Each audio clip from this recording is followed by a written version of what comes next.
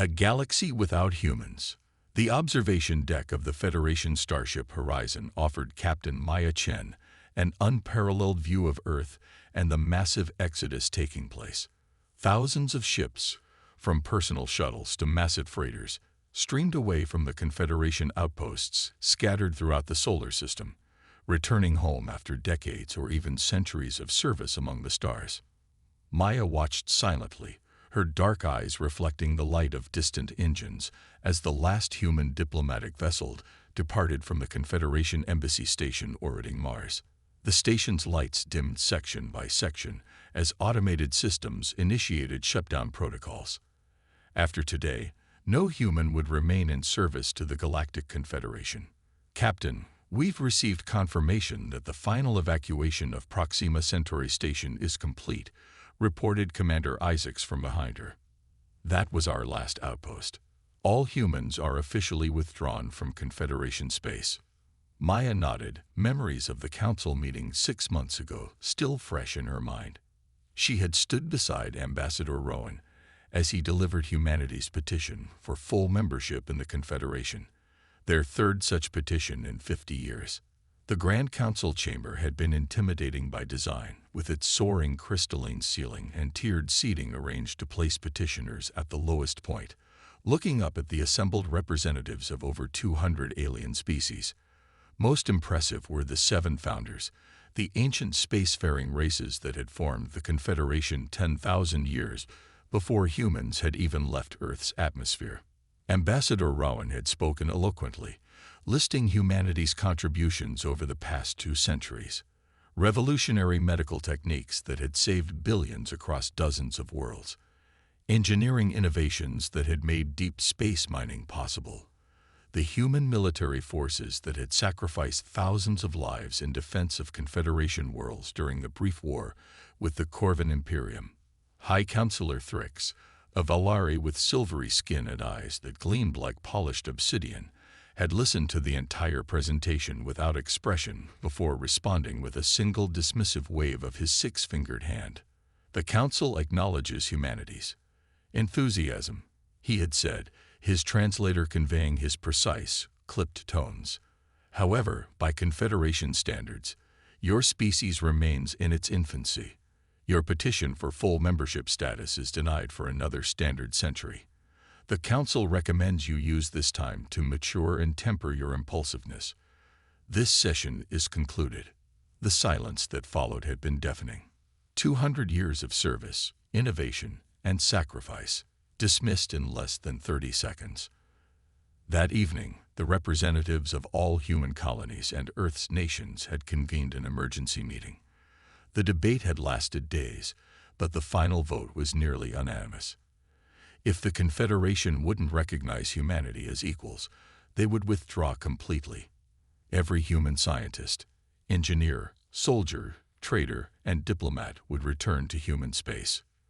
Let them see what the galaxy looks like without us, Ambassador Rowan had declared to thunderous applause.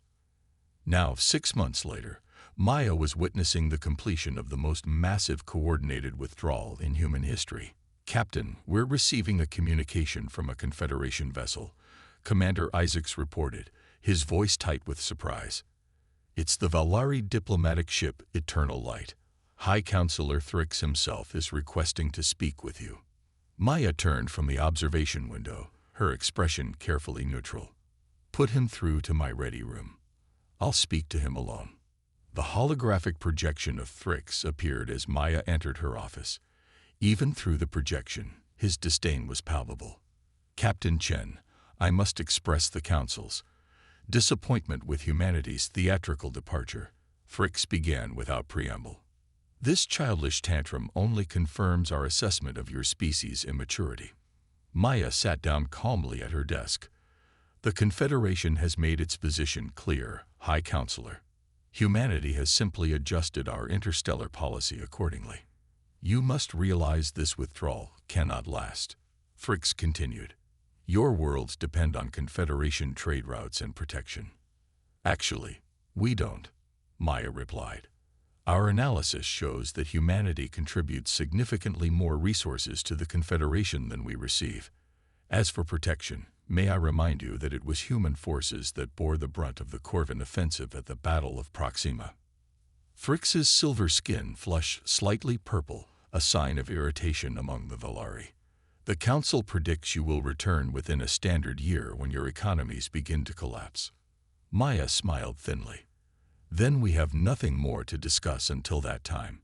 Safe travels, High Counselor. As Thrix's image disappeared, Maya returned to the observation deck, watching the final ships jump to faster-than-light travel, disappearing in flashes of blue-white light. She couldn't help wondering how long it would take the Confederation to realize what they had lost. The answer began to emerge more quickly than anyone had anticipated. On Valari Prime, the central world of the Confederation, the first signs appeared just 2 weeks after the human withdrawal. The atmospheric processing plants that maintained the perfect climate in the capital city of Luminera began to show inconsistencies. Minor at first, fluctuations in humidity and slight temperature variations, but unusual enough to concern the chief engineers. The systems are functioning within parameters, reported Chief Engineer Zoril to the Valari High Council, but the efficiency has dropped by 12%. The human engineering team implemented certain adaptations to the system that our engineers are still analyzing. Similar reports began filtering in from across Confederation space. On the agricultural world of Bren-4, crop yields dropped 20% in the first harvest after the human agronomists departed. The orbital shipyards of Kazan reported increasing delays as maintenance issues multiplied without the human technical teams who had become integral to operations. 3 months after the withdrawal, the first genuine crisis erupted. On Meraxis, the largest mining colony in the Confederation, a catastrophic failure in the atmosphere containment field threatened 60,000 lives. The Meraxian engineers, brilliant crystalline beings who excelled at theoretical designs, struggled to implement the practical emergency repairs that human engineers had always handled. "We require human assistance," the Meraxian Guildmaster admitted in an emergency transmission to the Confederation Council. "Our people are not suited to the improvisation needed for this type of situation." High Counselor Thrix was forced to make a formal request to the newly formed Human Coalition for emergency aid. The response was swift. A team of human engineers arrived within 24 hours and stabilized the containment field.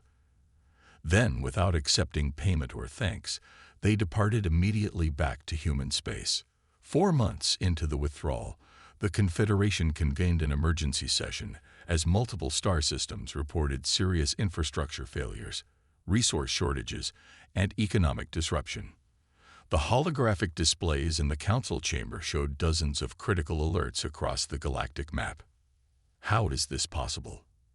demanded Councillor Nex of the Ophidian Concordat, their serpentine form coiling agitatedly. Humans comprise less than 2% of the Confederation's population. How could their absence cause such widespread disruption?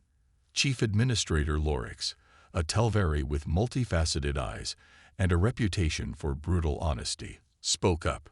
"Because we systematically place humans in positions where their particular talents could be exploited while never acknowledging their value.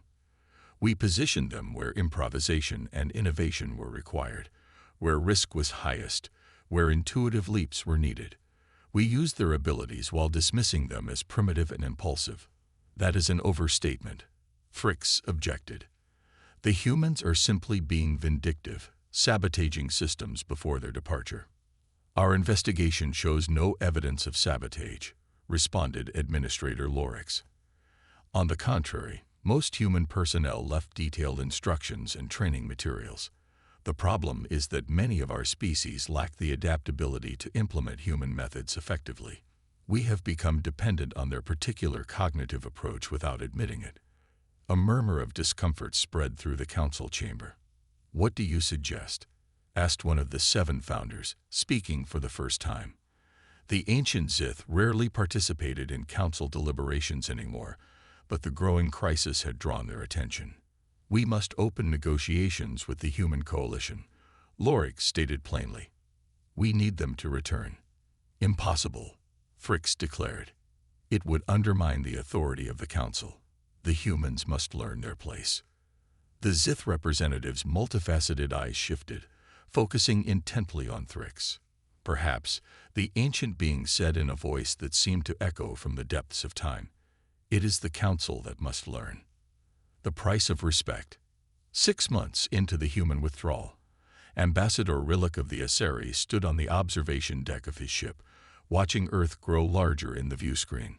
Unlike the silver-skinned Valari or the crystalline Miraxans, the Aseri appeared almost human at first glance, distinguished only by their vibrant blue skin and distinctive cranial ridges. Rillick had been chosen as the Confederation's special envoy precisely because of this similarity. Of all the major species in the Confederation, the Aseri had maintained the most positive relations with humans. Even so, Rillick felt the weight of his mission pressing down upon him. The Confederation was facing its worst crisis in millennia. "Ambassador, we're receiving clearance to approach Earth Orbital Station," his aide reported. "The Human Coalition has granted you diplomatic access, but only a small delegation will be permitted to descend to the surface." Rillick nodded, straightening his formal diplomatic robes. "Has there been any response to our initial proposal?" "None, Ambassador. They have agreed only to hear our presentation." 6 hours later, Rillick stood before the Human Coalition Council in New Geneva. The chamber was strikingly different from the Confederation's Grand Hall. Instead of tiered seating designed to intimidate, the room was arranged in a perfect circle with all seats at the same level. The message was clear. Here, all voices held equal weight. Ambassador Rowan, now Chancellor of the Coalition, nodded in greeting. "Ambassador Rillick, the Coalition welcomes you to Earth. Please present your proposal." Rillick stepped forward, activating a holographic display that showed the deteriorating conditions across Confederation space. "Esteemed members of the Human Coalition," he began, "I come before you today with humility and urgency. In the 6 months since humanity's withdrawal, the Galactic Confederation has experienced unprecedented system failures across critical infrastructure. Medical facilities on 17 worlds are operating at reduced capacity. Agricultural production has declined by 30% in key systems. The Lantine shipyards, which produce 40% of all Confederation vessels, are operating at less than half capacity." He paused, letting the statistics sink in. "The Confederation Council has authorized me to negotiate terms for humanity's return to Confederation space." Chancellor Rowan leaned forward. "What exactly are you offering, Ambassador?" "Full membership in the Confederation," Rillick replied. "Immediate elevation of humanity to full voting status on the Council, with all associated privileges." A murmur ran through the human representatives. It was exactly what they had requested for decades. 6 months ago, that would have been sufficient, Rowan said quietly. But circumstances have changed. The Coalition requires more than just membership now. Rillick tensed. "What are your terms?" Chancellor Rowan activated his own holographic display, revealing a document titled The Reformed Galactic Charter. "First, humanity requires equal representation with the 7 founders on the High Council," Rowan stated. "Second, a complete restructuring of the membership tiers to eliminate the systematic discrimination against younger spacefaring races. Third, the establishment of an interspecies innovation exchange with headquarters on Earth." Rillick's expression remained diplomatic, but internally he was shocked. These terms would fundamentally alter the power structure of the Confederation. The founders have held their positions for over 10,000 years. "Precisely the problem," responded Dr. Elena Kagawa, the Coalition's Minister of Science. "The Confederation has stagnated under their guidance. Species are valued for their age rather than their contributions. This is not merely about human pride, Ambassador. It's about creating a more dynamic, innovative, and equitable interstellar community." Rillick transmitted the terms back to the Confederation Council immediately. The response was swift and negative. High Counselor Thrix declared the demands outrageous and evidence of human arrogance. The Confederation counter-offered with minor concessions that fell far short of the Coalition's requirements. For 2 weeks, the negotiations remained deadlocked. Then, disaster struck. On Novari, one of the most densely populated worlds in the Confederation, a mysterious plague erupted. The disease moved with frightening speed, overwhelming the planet's medical facilities. Within days, the death toll reached tens of thousands, with millions infected. Confederation medical teams were baffled. Nothing in their extensive databases matched the pathogen's unusual structure and behavior. In desperation, the Novari government sent a direct plea to the Human Coalition, bypassing the Confederation Council entirely. Dr. Kagawa led the human medical response personally. Within hours of receiving samples of the pathogen, her team recognized similarities to an obscure Earth virus that had emerged briefly in the Arctic, when melting permafrost had released ancient microbes. The human approach, a combination of genetic reprogramming and nanotechnology that no other Confederation species had thought to integrate, proved effective. As the epidemic was contained, the political landscape shifted dramatically. The Novari, previously strong supporters of the traditional Confederation hierarchy, now openly advocated for accepting the human terms. The Confederation must adapt or perish, declared the Novari Prime Minister in an emergency council session. The humans saved my people when our oldest and wisest species could not. Age without innovation is not wisdom. It is stagnation. One by one, other worlds aligned with this view. Even some of the 7 founders began to reconsider their positions. Only the Valari, led by High Counselor Thrix, remained adamantly opposed. The deadlock broke when the Zith, oldest of the founders, formally supported the human proposal. We have existed for over 50,000 of your years, the ancient being communicated. In that time, we have seen many young species rise and fade. Humans are different. Their minds work in patterns we have rarely encountered. They see connections where others see only chaos. They find solutions where others see only problems. The Confederation needs this perspective if we are to face the challenges that lie ahead. With the Zith's support, the reformed Galactic Charter was ratified despite Valari objections. 1 month later, human ships began returning to Confederation space, not as servants or tools, but as full and equal partners. On the day the new High Council convened for the first time, with Ambassador Rowan taking his seat alongside representatives of the founders, Captain Maya Chen stood on the observation deck of the Horizon, watching the renewed activity around Earth. Ships bearing the colors of dozens of Confederation worlds moved in carefully choreographed patterns, delivering diplomats and officials for the historic ceremony. "Quite a view, isn't it?" said a familiar voice behind her. Maya turned to see Dr. Kagawa joining her at the viewport. "I never thought I'd see this day," Maya admitted. "Not in my lifetime. The irony is that we had to leave to make them see our value," Elena replied, watching a Novari medical vessel pass by. "Sometimes respect must be earned through absence." "Do you think it will last?" Maya asked, nodding toward the bustling activity of the diplomatic vessels. Elena smiled.